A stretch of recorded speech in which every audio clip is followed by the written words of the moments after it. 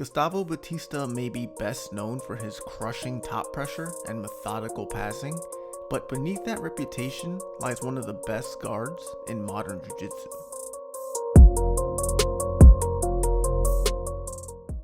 Batista's guard is often overshadowed by his passing, and I'm not sure why. He swept and submitted some of the best guys out there. His guard is sharp, calculated, and incredibly effective. He doesn't rely on chaos or scramble-heavy sequences. Instead, every grip, hook, and transition feels deliberate. From De La Riva to single leg X, Batista plays with a level of precision that mirrors the same style he's known for when he gets on top. It's from his guard that his game plan begins, often looking to pull, sweep, and then flow straight into his pressure-heavy passing. His control and pacing don't begin when he gets on top. They start from the very first exchange.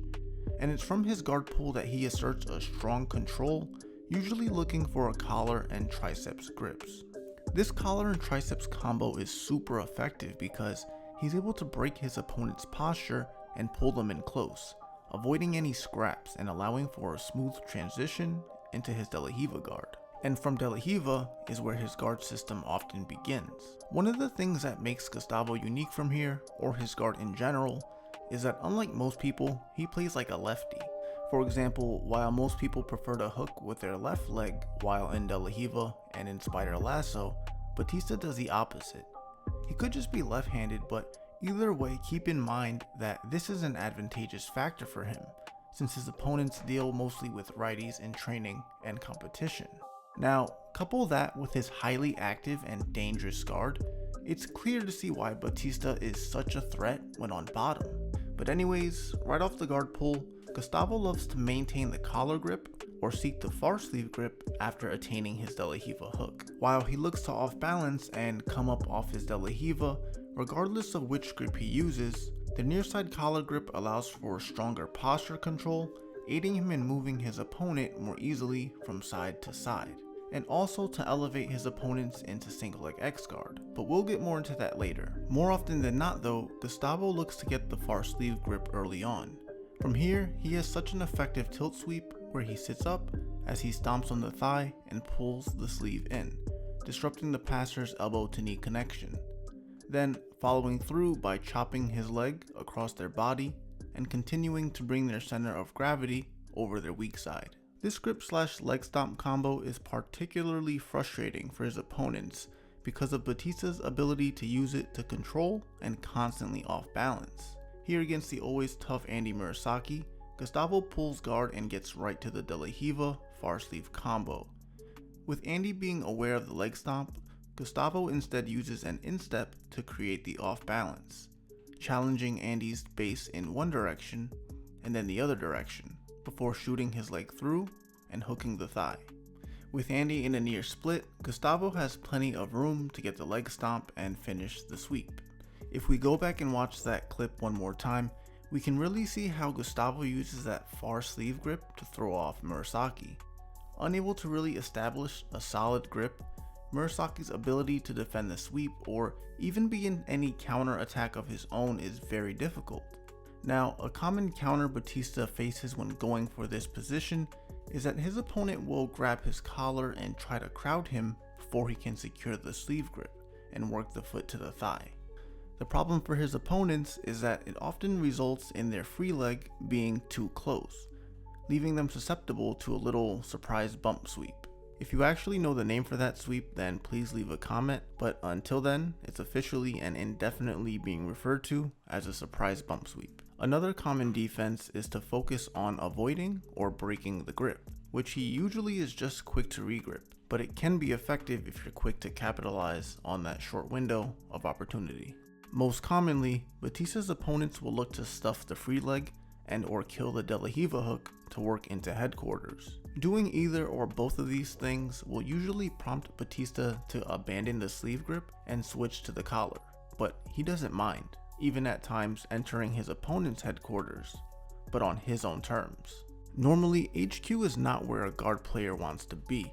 You have one leg stuffed and the other leg out to the side, and yet he's just so comfortable here, and this is because his opponent is just the opposite, uncomfortable. Batista does an amazing job at using this collar grip to control the posture and manage the distance. This push-pull concept is so effective because if you try to back away, then it acts as an anchor pulling you in. Pressure into him, then it becomes a frame. Batista's primary option from this position is the single leg X guard, which he likes to get to by bumping and pulling his opponent overhead to create room to slide his leg under them. His opponents tend to do a good job at defending this entry, but what makes Batista's single X so elite is he can get there no matter what response he's given, always having an answer to the many counters his opponents throw at him. Try to stiff leg and hook his thigh to defend, he'll seamlessly transition to single X on the other leg by swinging his body around and quickly switching his framing arm to maintain the distance. Or, instead of switching legs, he can maintain the initial De La Riva grip as he reaches for the second leg and go for the little surprise bump sweep. And if his opponent tries to defend by keeping a low base, he'll begin to sit up and hug the leg as he goes shin on shin, using the collar grip as a frame to extend and push off, then shooting the leg through. Once in single X, Gustavo has plenty of options in his arsenal. Here he maintains the distance, using his legs as frames to prevent his opponent from coming in to defend the ankle lock, going belly down for the finish.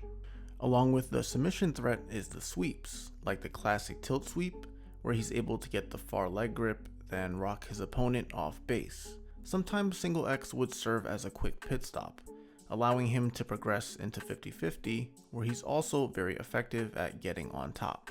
Gustavo can also combine the sweep threat with the submission threat. Here against Gutenberg Pereira, he uses a modified single X with his leg on the outside. He switches to an underhook, gets the double pant grip, and uses his legs to push the upper body away before rolling through. Gutenberg is able to square up, but Batista is already jumping on the knee bar. Although Gutenberg is able to defend, Batista continues to chain into 50-50 and continue to attack. Then there's also the back attack threat. Here with his opponent Jansen focused on denying the far leg grip and possibly looking to counterattack, Gustavo catches him off guard, throwing the leg over to make his way behind him. And again, after getting his butt to the mat, Jansen's able to free one of his legs, but Gustavo uses the hook to keep a strong connection and do a slick inversion to threaten the back. Jansen does a good job of high stepping one of his legs free, but Gustavo stays with it, and this is what really stands out to me, just how good Gustavo is at capitalizing off of these types of situations. It's like once his opponent's butt hits the mat, he's almost guaranteed to finish the sweep at some point. Jansen tries to grip and hold his pants near the ankle to prevent the technical stand-up, but Gustavo is crafty, rocking to the side to get the better angle, posting, and then driving his leg forward to finish the sweep. Now, I've given a decent overview on Gustavo's offensive style from guard, but equally as important is his defense, or guard retention and recovery. As I said previously, Gustavo does a great job at forming those initial grips off the guard pull and staying in control throughout the match. It's usually when his opponents are able to disengage and begin a more loose outside style of passing that the playing field is more level, forcing Gustavo to become more reactive.